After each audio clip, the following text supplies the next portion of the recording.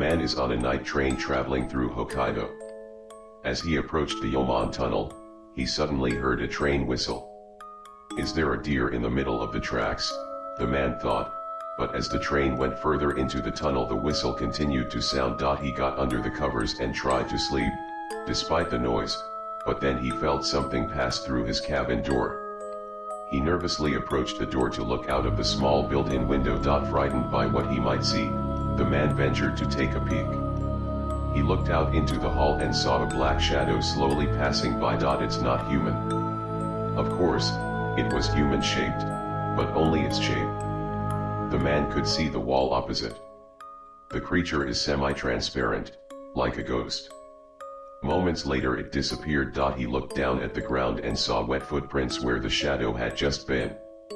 Then he saw the conductor walking down the hall. He bent down to wipe the wet footprints. "Sir, have you seen him just now?" the conductor stood up and asked. The man looked at the tissue in the conductor's hand, which was stained red with blood. The Jomon Tunnel is part of the JR Hokkaido line in Kitamai, Hokkaido. The tunnel is located on the Seiki-Hoku main line between Akutahara and Nishiru-Beshive stations and intersects the Jomon Ridge. Its construction began in 1912 and was completed in 1914. At 347 meters above sea level and 507 meters long, this tunnel passes through the most difficult part of the Jomon Ridge, which is located in the middle of nowhere. This tunnel is often referred to as the place with the most violent history in all of Japan. But how did this reputation get, and why is it considered one of the most haunted locations in Japan today? Tunnel construction began in 1912 using Taiko workers. Taiko laborers first appeared on the island of Hokkaido in 1887 as prison laborers. The vast territory of Hokkaido was, at that time, still untouched by civilization's modernity, and these people were forced to build highways and railroads to connect the far-flung towns and villages. However, in 1894, the Meiji government declared that it was inhumane for prisoners to be forced to do such difficult work in the frigid Hokkaido weather, and the practice was discontinued. Officially, but work had to continue, so workers were recruited instead from the main island of Honshu under the guise of legitimate jobs. The workers were locked in Taiko rooms and stripped of their human rights. This Taiko room is a narrow dwelling that is easy and quick to build near a construction site. It was a small wooden bungalow usually made of pine logs and thatched roof that could accommodate about 70 people. To stop people from escaping at night, there was one sliding door with a bell to alert the camp leader when someone tried to enter or exit the room.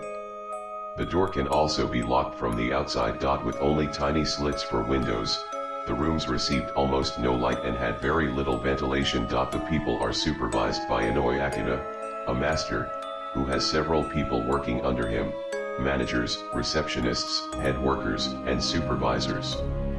The Taiko workers themselves are divided into three groups: upper class, middle class, and lower class. The people who work under oyakata are top class and can eat in a separate room at mealtimes. The majority of Taiko workers are lower class people who are even forced to stand while eating. Those who did particularly well, however, were rewarded with a transfer to the middle class, where they were allowed to sit on stools at meals. In order to control these people, workers often face sham imprisonment, assault, exploitation, and oppression. They weren't prisoners, technically, but they were treated as such. By now you probably have an idea about the terrible conditions that Taiko workers have to experience when they work. The men were forced to work 15 hours a day without rest. Despite the physically demanding work and the frigid Hokkaido weather, the men working in the Jomon Tunnel are given little to eat: rice twice a day with miso soup. By the time the tunnel was completed, more than 100 workers had died. Due to the hard work and malnutrition, men started passing out one after another due to beriberi, a form of chronic thiamine deficiency. But they were given no medical care. The men instead faced corporal punishment and their bodies were buried in a mass grave in the forest near the tunnel. There is a legend that the locals who discovered the area while gathering plants to eat also collected their bones for a proper burial. Men who tried to escape also received severe punishment. Once they were caught, the men were brutally attacked and, in the worst cases, tied naked to a tree and hanged.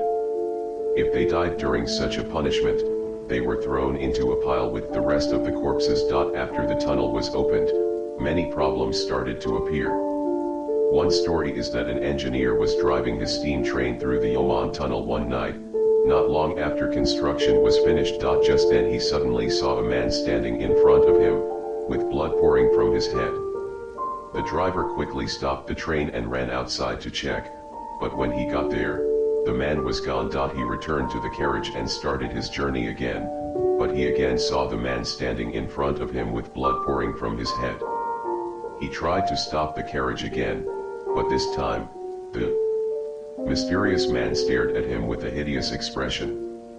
The driver closed his eyes and waited for the train to come to a complete stop, only to find another train approaching from behind.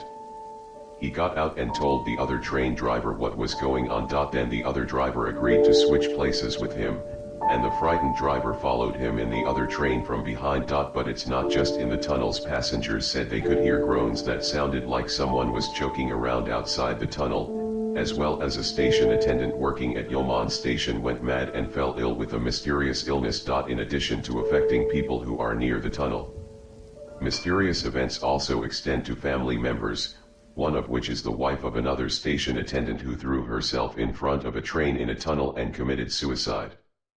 People blamed these incidents on the spirits of the dead, and in 1959, a Kanwei-jizo, Buddha, statue was erected about 1 kilometer from the tunnel.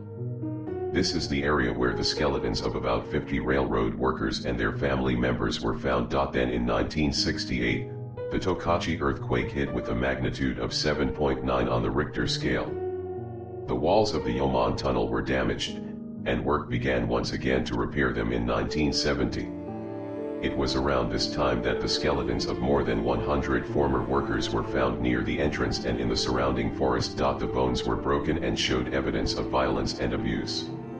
It was here, more than 50 years later, that people finally encountered the appalling conditions that forced the native workers to work. In September of the same year, Jomon Station, now Jomon Signal Station, was undergoing expansion when a skull was found in gravel about 60 centimeters from the brick wall near the exit. There have long been rumors that Hitobashira was used in the construction of the Jomon tunnels. Hitobashira, literally human pillars, are people who are sacrificed in prayers to the gods to avoid calamity. They are in buildings like pillars, buried in the ground, or submerged in water nearby. They are, of course, alive during this whole process. The sacrifice is only worth it if the Hitobashira is still alive when buried. The discovery of skulls on the wall of the station seems to confirm that this practice is true, and one station official claims that there is a high probability that there are more of them around here. He also claimed that everyone who worked there knew the walls had Hitobashira in them. And indeed, more skeletons were found standing within the walls of the Jomon Tunnel during the reconstruction. The state of the skeletons and the position they were found in has led people to believe that the workers were not buried in the walls after death, but were forced in while they were still alive. They were then moved to the nearby Rubeshibe Public Cemetery for reburied. In 1980, a monument was erected in Rubeshibe City overlooking the Seiki-Hoku main line near Kanehana Station.